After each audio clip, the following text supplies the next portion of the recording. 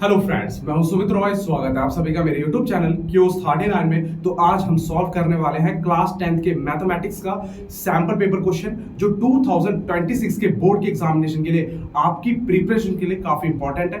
तो हम यहाँ पर जानेंगे कि कौन कौन सा चैप्टर कितने कितने मार्क्स का आ रहा है और इन सभी चैप्टर्स की वेटेज क्या है, और एमसीक्यू क्वेश्चन कितने आते हैं, कितने 2 मार्क्स के क्वेश्चन आते हैं, कितने 3 मार्क्स के क्वेश्चन आते हैं, कितने केस बेस्ड स्टडी आते हैं। तो पूरा फ्रेमवर्क आपको यहाँ पर तैयार मिलेगा। आपको आइडिया हो जाएगा कि एग्जाम में जो आपको सेट मिलने वाला है मैथमेटिक्स का, तो वो किस टाइप का होने वाला है। तो अगर आपने अब तक मेरे चैनल को सब्सक्राइब नहीं किया है तो सब्सक्राइब कर दीजिए, बेल आइकन को प्रेस करना बिल्कुल ना भूलें, क्योंकि मैं ऐसी इंपॉर्टेंट वीडियोस हमेशा लेकर आता रहता हूं। तो चलिए बिना समय गवाए शुरू करते हैं आज का टॉपिक। तो चलिए फ्रेंड्स, करते हैं सैंपल पेपर को सॉल्व करना स्टार्ट। तो यहाँ पर सैंपल पेपर को सॉल्व करने से पहले मैं आपको बता दूं, ये जो आपका सैंपल पेपर हम सॉल्व कर रहे हैं ये स्टैंडर्ड का सैंपल पेपर है। पर आप अगर बेसिक के स्टूडेंट्स हैं तो आप भी इसको सॉल्व कर सकते हैं, क्योंकि थोड़ा सा लेवल बस आपको अप मिलने वाला है, आपकी और ज्यादा अच्छी प्रिपरेशन इससे हो जाएगी। तो यहाँ पर सबसे पहले हम एमसीक्यू क्वेश्चन को सॉल्व करने वाले हैं। तो फर्स्ट एमसीक्यू क्वेश्चन क्या है पहले इसको समझते हैं, फिर करते हैं सॉल्व। कहा गया है if a equal to 2 to the power 2 into 3 to the power x, b की वैल्यू गिवन है 2 to the power 2 into 3 into 5, c की वैल्यू है 2 to the power 2 into 3 into 7। ये a b c इन तीनों को प्राइम फैक्टर में दे रखा है आपको, एंड एलसीएम इन तीनों नंबर का 3780 गिवन है। x की वैल्यू फाइंड करनी है जो 3 टू द पावर x है। अब हम सभी को पता है जब भी एलसीएम हमें अगर a b c का फाइंड करना है तो इसमें जो प्राइम फैक्टर्स हैं उनकी लार्जेस्ट पावर लेते हैं। तो यहां पर मैं यही लॉजिक लगाने वाला हूं। तो ये जो एलसीएम है ए बी सी का, तो यहां पर जितने भी प्राइम नंबर्स हैं इन सब की बड़ी से बड़ी पावर लेते हैं एलसीएम निकालते समय, याद रखिएगा। तो यहां पर सबसे पहले 2 आ रहा है तो 2 की पावर 2 है, इसमें भी 2 की पावर 2 है, 2 की पावर 2 है, तो सबसे बड़ी पावर 2 की पावर 2 है। फिर आता है 3 की पावर x है, 3 की पावर 1 है, 3 की पावर 1 है। अब मुझे नहीं पता है 3 की पावर 2 भी हो सकता है, क्योंकि x तो वेरिएबल है, तो हम इसे मान के चलते हैं 3 की पावर x। उसके बाद नेक्स्ट नंबर आता है 5। तो 5 की सबसे बड़ी पावर 1 है, यहां पर 5 है नहीं, तो ये 5 इनटू, उसके बाद नेक्स्ट नंबर आता है 7। तो यहां पर 7 जो है सबसे बड़ी पावर 7 की पावर 1 है, तो ये आ गया 7। तो जितने भी प्राइम फैक्टर्स हैं ए बी सी में, इन सबकी मैंने बड़ी से बड़ी पावर ले ली है। 3 का पावर नहीं पता था तो मैंने x मान लिया इसको, क्योंकि 3 की पावर x ये बड़ी भी हो सकती है, वेरिएबल है, तो इसी को मैंने ले लिया। तो अब यहां पर अगर मैं बात करूंगा तो इनका एलसीएम जो है वो हमें कितना गिवन है, 3780 गिवन है। अब इसे सॉल्व करते हैं। तो सॉल्व करने के लिए ये मल्टीप्लाई में उधर जाकर के डिवाइड हो जाएगा, तो आएगा 3 की पावर x 3780, और ये 2 की पावर 2 मल्टीप्लाई से डिवाइड में 5 इंटू 7। अब हम यहां पर इसे कैंसिल आउट करने वाले हैं, तो 5 से इसे कैंसिल आउट करेंगे। 5 7 जा 35, 5 5 जा 25, 5 6 जा 30। 7 से सॉल्व करते हैं, 7 से सॉल्व करेंगे तो ये आ जाएगा 108, और ये 4 है 2 की पावर 2, 4 से सॉल्व करेंगे तो ये आ जाएगा 4 2 जा 8, और 7 4 जा 28। अब यहां पर 3 की पावर x है, और 27 को 3 की पावर 3 लिख सकता हूं, तो x की वैल्यू आ जाएगी 3। तो यहां पर x की वैल्यू अगर 3 आ गई तो इसका मतलब है ये पावर में जो होने वाला है 3 होने वाला है। तो ऑप्शन कौन सा करेक्ट होगा, ऑप्शन सी करेक्ट होने वाला है। तो यहां पर मैं आपको दोबारा बता देता हूं, A B C prime factors में गिवन था, और 3 की पावर यहां x है, मुझे नहीं पता x क्या है, तो x हमें फाइंड करना था। एलसीएम हमें तीनों नंबर्स का गिवन है 3780। अब जब भी एलसीएम निकालना होगा इन तीनों नंबर्स का, तो जितने भी प्राइम नंबर्स हैं या प्राइम फैक्टर्स हैं उनकी सबसे बड़ी से बड़ी पावर लेंगे, ये लार्जेस्ट पावर लेंगे। तो यहां पर जितने भी प्राइम नंबर सबका 2 की पावर सबसे मैक्सिमम 2 थी तो मैंने ले लिया। 3 की पावर जो है सबसे मैक्सिमम, यहाँ 3 की पावर x है, 3 की पावर 1 है, तो ये x कुछ भी हो सकता है, तो इसलिए मैंने यहां पर ये लिया है। फिर 5 की पावर 1 सबसे बड़ी है इन सभी में, उसके बाद 7 की पावर 1 है सबसे बड़ी, तो सभी बड़ी पावर का जो प्रोडक्ट होगा वो एलसीएम के बराबर होगा। इसको मैंने कंपेयर करके सॉल्व करा तो x की वैल्यू कितनी आ गई, 3। तो काफी सिंपल सा क्वेश्चन था, तो आपको लॉजिक समझना है बस, तो आप निकाल सकते हैं। अगला क्वेश्चन आता है the shortest distance of the point 2 3 from y axis. तो देखिए अगर मैं ये ड्रॉ करता हूं तो 2 3 की बात करूं तो यहां पर ये आएगा 2, और ये आएगा 3। तो 2 3 अगर मैं पॉइंट यहां ड्रॉ करूंगा तो ये पॉइंट मुझे मिलने वाला है 2,3। तो अगर इस पॉइंट की मुझे शॉर्टेस्ट डिस्टेंस निकालनी है y एक्सिस से, तो शॉर्टेस्ट डिस्टेंस ये है y एक्सिस, तो y एक्सिस से शॉर्टेस्ट डिस्टेंस कितनी होने वाली है? 2 होने वाली है। तो ऑप्शन होगा हमारा 2 करेक्ट। बड़ा सिंपल है। तो चलिए फ्रेंड्स करते हैं क्वेश्चन नंबर 3 एमसीक्यू को सॉल्व। तो यहां पर क्वेश्चन 3 में कहा गया है if the lines given by 3x + 2ky = 2, एक लाइन ये गिवन है 2x + 5y + 1 = 0, दूसरी लाइन वो गिवन है और ये दोनों पैरेलल नहीं है, ये भी गिवन है, कंडीशन गिवन है पैरेलल नहीं है ये, और हमें के की कंडीशन निकालनी है, इनमें से कौन सा ट्रू होगा। तो यहां पर सबसे पहले हम इक्वेशंस को जनरल फॉर्म में लिख लेते हैं 3x 2ky -2 = 0, प्लस का 2 इधर आके माइनस का हो गया। Next 2x + 5y + 1 = 0। अब इनका रेशियो निकाल लेते हैं। तो a1/a2 ये आ रहा है 3/2, b1/b2 ये आ रहा है 2k/5 और c1/c2 ये आ रहा है -2/1। अब हमें एक चीज पता होनी चाहिए यहां पर नॉर्मली कि जो a1/a2 b1/b2 c1/c2 मैंने तीनों रेशियो फाइंड कर लिए। 3 कंडीशन होती है लाइंस के बारे में, या तो लाइंस इंटरसेक्ट करती है, या तो लाइंस पैरेलल होती है, या तो लाइंस कोइंसिडेंट होती है। तो अब एक चीज देखिए यहां पर a1/a2 और c1/c2 ये इक्वल तो नहीं है, तो हमें पता है कोइंसिडेंट लाइन के लिए जो है तीनों रेशियो इक्वल होने चाहिए, a1/a2 b1/b2 c1/c2। तो यहां पर a1/a2 और c1/c2 तो इक्वल है नहीं, तो ये कोइंसिडेंट तो होगा नहीं, पैरेलल हमें लेना नहीं है क्योंकि कंडीशन में गिवन है कि पैरेलल नहीं होनी चाहिए। तो बची क्या? इंटरसेक्टिंग वाली कंडीशन। तो इंटरसेक्टिंग लाइन वाली कंडीशन ले सकते हैं बस। तो यहां पर इंटरसेक्टिंग के लिए a1/a2 is not equal to b1/b2 लेना पड़ेगा, मैंने आपको समझा दिया। तो यहां पर ये आ जाएगा 3/2 is not equal to 2k/5। अब ये डिवाइड में इनटू में डिवाइड में, तो ये आ जाएगा 15/4। तो k की वैल्यू किसके बराबर नहीं होनी चाहिए? 15/4 के। तो बी ऑप्शन हमारा करेक्ट है। तो कैसा लगा आपको क्वेश्चन? अब आते हैं क्वेश्चन नंबर 4 पे। तो क्वेश्चन नंबर 4 में कहा गया है एक quadrilateral ABCD is drawn to circumscribe a circle. एक सर्कल को टच करता हुआ एक क्वाड्रिलेटरल बनाया गया। तो उसके पहले हम डायग्राम बना लेते हैं, उसके बाद बात करते हैं। तो यहां पर ये कोई सर्कल है और इसको टच करता हुआ एक क्वाड्रिलेटरल बनाया गया सर्कमस्क्राइब करता हुआ। और अगर आपको ध्यान हो तो सर्कल वाले चैप्टर में हमने एक क्वेश्चन सॉल्व किया था, शायद वो 6th या 7th क्वेश्चन है, और वो इसी टाइप का डायग्राम था। उसमें अगर मैं इसे ABCD मान लूं तो वहां पर इसको हम स्टेटमेंट भी समझ सकते हैं या इसको जो है थ्योरम की तरीके से भी समझ सकते हैं। तो सर्कल चैप्टर में हमने क्वेश्चन सॉल्व करा था 6th या 7th है, जिसमें हमने ये पता करा था कि किसी भी सर्कल को अगर टच करते हुए कोई क्वाड्रिलेटरल बनता है तो उसके अपोजिट साइड्स का जो सम होता है वो इक्वल होने वाला है। तो यहां पर AB DC का सम, AB प्लस DC का सम और AD प्लस BC का सम ये इक्वल होता है। तो आपको पता होना चाहिए किसी भी सर्कल को सर्कमस्क्राइब करने वाला क्वाड्रिलेटरल के अपोजिट साइड्स का जो सम है वो हमेशा इक्वल आता है। तो AB प्लस DC का सम और AD प्लस BC का सम ये इक्वल आता है। ये स्टेटमेंट आपको याद होनी चाहिए, उसी का यूज करने वाले हैं यहाँ पे। तो अब यहां पर सर्कमस्क्राइब करना कंडीशन दे के ड्रॉ कर लिया मैंने। अब BC 7 सेंटीमीटर है, तो BC आपका 7 गिवन है, AD आपका 3 गिवन है और AB की लेंथ फाइंड करनी है और CD आपको 4 गिवन है। ये प्लस का उधर जाके माइनस का, तो 6 बचेगा। तो AB की वैल्यू आ जाएगी 6 सेंटीमीटर। तो ऑप्शन सी करेक्ट होने वाला है। तो यहां पर हमने ये वाला जो है कॉन्सेप्ट यूज करा है। तो यहां पर चलते हैं आप नेक्स्ट क्वेश्चन की तरफ। तो चलिए फ्रेंड्स करते हैं क्वेश्चन नंबर 5 को सॉल्व। तो क्वेश्चन में कहा गया है if sec theta plus tan theta equal to x then sec theta minus tan theta क्या होगा, और ऑप्शंस गिवन है। ट्रिग्नोमेट्री का क्वेश्चन है, आइडेंटिटी आपको याद होनी चाहिए। तो एग्जामिनेशन में आप एग्जाम जैसे ही आप देने बैठोगे तो सबसे पहले पिछले रफ पेज पर अगर आपको फॉर्मूले सही से याद नहीं है तो आप फॉर्मूले लिख लीजिएगा आइडेंटिटी के और ट्रिग्नोमेट्रिक रेशियोज के, 30 की वैल्यू 90 की वैल्यू, उसके बाद ही आप पेपर सॉल्व करेंगे। तो यहां पर हम करते हैं क्वेश्चन को सॉल्व। तो यहां पर क्वेश्चन में आपको गिवन है sec theta plus tan theta equal to x और मुझे फाइंड करना sec theta minus tan theta.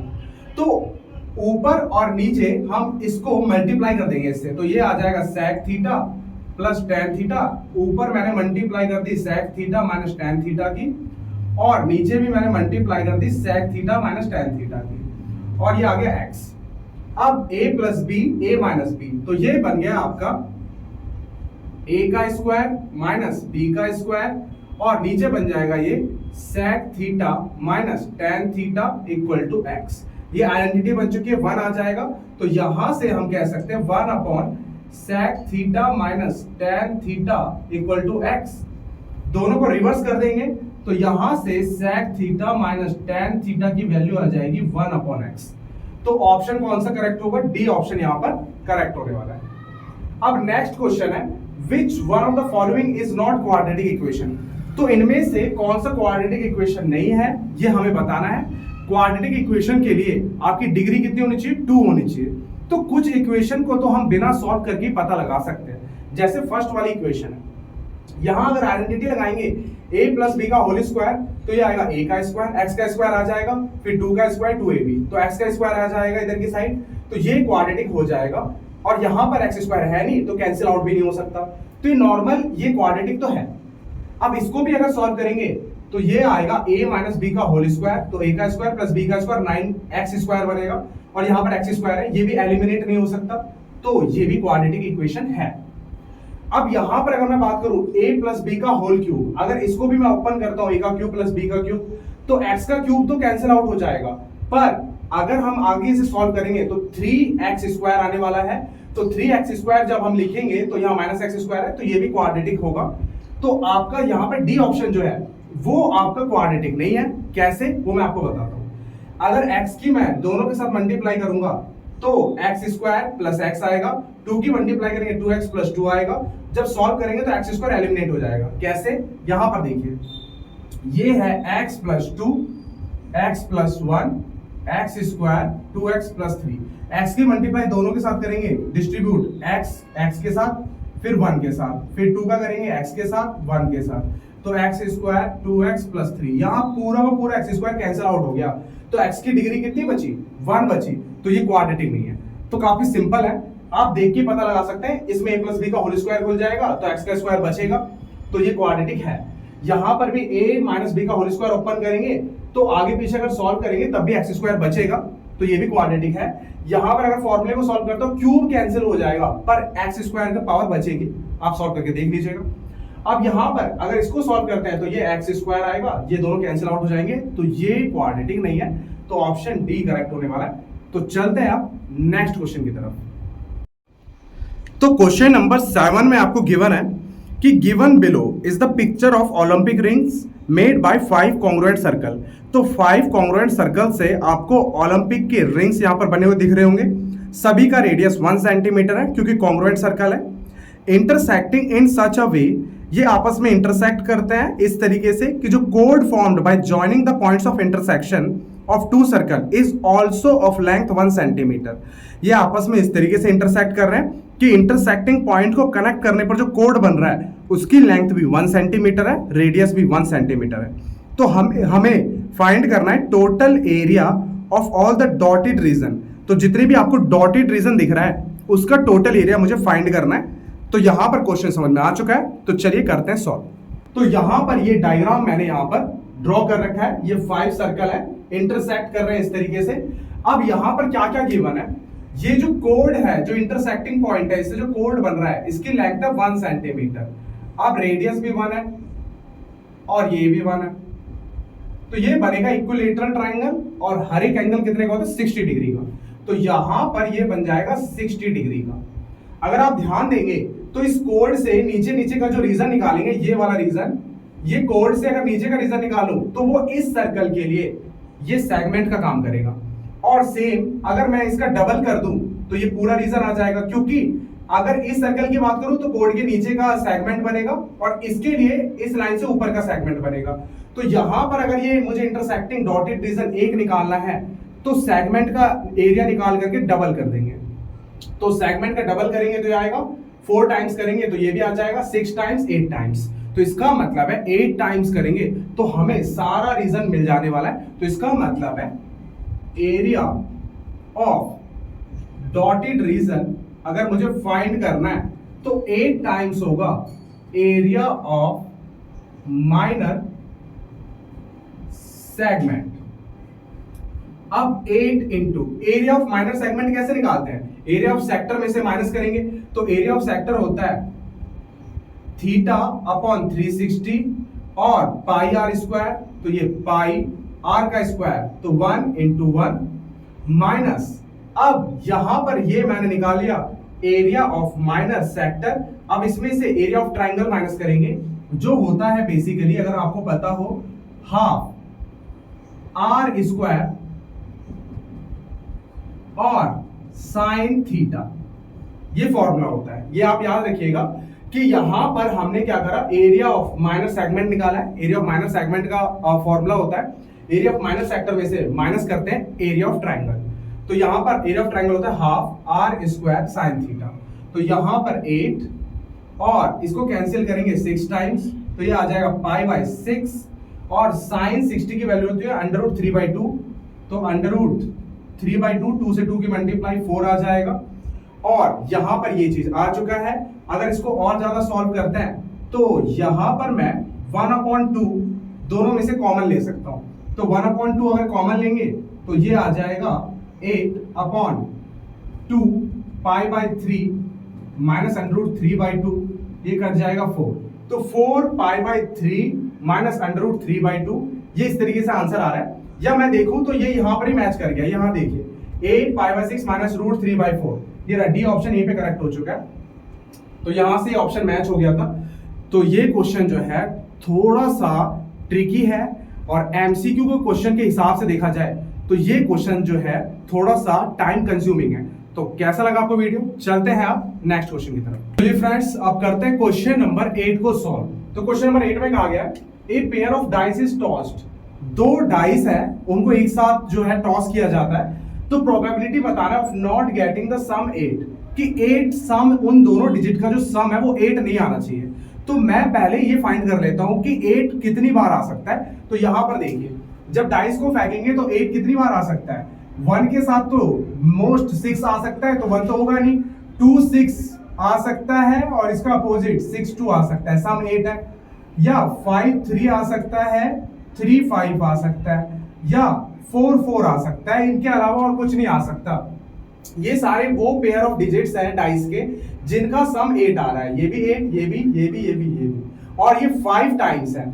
और टोटल कितनी बार होता है, जब 2 डाइस को टॉस करते हैं तो 36 जो है सैंपल पॉइंट्स बनते हैं, या 36 डिफरेंट नंबर्स आ सकते हैं यहाँ पर। तो ये हमें पता है कि अगर मैं प्रोबेबिलिटी निकालूं किसका, सम आ जाए 8, तो सम 8 की प्रोबेबिलिटी कितनी होगी, सम 8 की प्रोबेबिलिटी होगी 5/36, तो नॉट सम 8, तो नॉट सम 8 मतलब 8 नहीं आना चाहिए, तो 1 में से माइनस करते हैं, तो ये आ जाएगा आपका 31/36, एलसीएम लेंगे तो ऑप्शन बी करेक्ट होगा। यहां पर मैंने कौन सा फॉर्मूला का यूज करा है कि किसी के होने की प्रोबेबिलिटी, किसी के ना होने का जो सम है वो 1 आता है। तो पहले मैंने सम 8 आने की प्रोबेबिलिटी 5/36 निकाल ली, तो ना आने की क्या होगा, ये प्लस का उधर जाके माइनस का, तो 1 में से माइनस कर देंगे, ना आने का निकल जाता है। तो प्रोबेबिलिटी का क्वेश्चन है, सिंपल सा क्वेश्चन है। आगे आते हैं, if 2 sin 5x equal to √3, तो हमें x की वैल्यू फाइंड करनी है। तो यहां पर इसे सॉल्व करते हैं, तो अगर इसे हमें सॉल्व करना है तो मैं यहां पे सॉल्व कर देता हूं।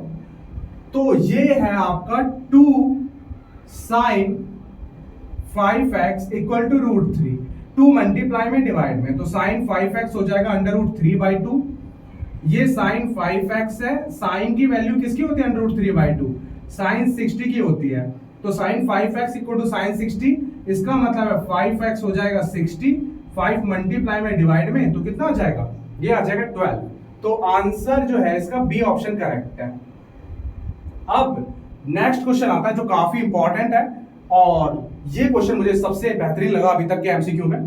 तो यहां पर कहा गया है, द सम ऑफ 2 नंबर्स, जो 2 नंबर है कोई भी, उनका सम है 12 15। तो यहां पर मैंने ए और बी वो 2 नंबर मान लिए, उनका सम है 12 15, और एचसीएफ जो है वो एचसीएफ है इन दोनों नंबर्स का 81। अब हमें पॉसिबल पेयर बताने हैं ऑफ सच नंबर्स आर, तो वो पॉसिबल पेयर जो है कितने बनेंगे, वो सारे पेयर्स हमें निकालने हैं जो इसको सेटिस्फाई करेंगे। तो यहां पर एक चीज याद रखिए, एचसीएफ जो है नंबर्स को डिवाइड करता है, तो मैं a मान लूंगा 81 से, अगर इसको डिवाइड करते हैं तो मान लिया 81x, और b को 81 से डिवाइड करते हैं तो ये मैंने मान लिया 81y।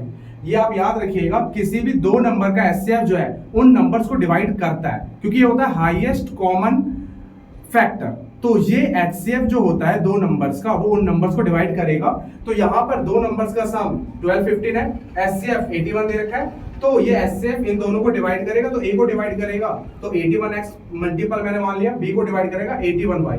यहाँ पुट कर देंगे तो आ जाएगा 81x 81y, यहाँ पुट कर दिया इक्वल टू 12 15।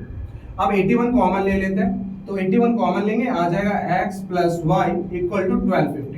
ये मल्टीप्लाई में डिवाइड में, तो अगर 12 15 को 81 से डिवाइड करेंगे तो ये जाएगा आपका कितनी बार में, ये अगर मैं सॉल्व करूं तो 9 से चला जाएगा 1 3 और आपका जाएगा 5। एक बार चेक कर लेते हैं, 9 1 जा 9, 9 3 27 और 9 5 जा 45, और ये 9 टाइम्स में। फिर ये गया आपका 9 से, 9 1 जा 9, ये 15, x प्लस वाई की वैल्यू आ गई 15।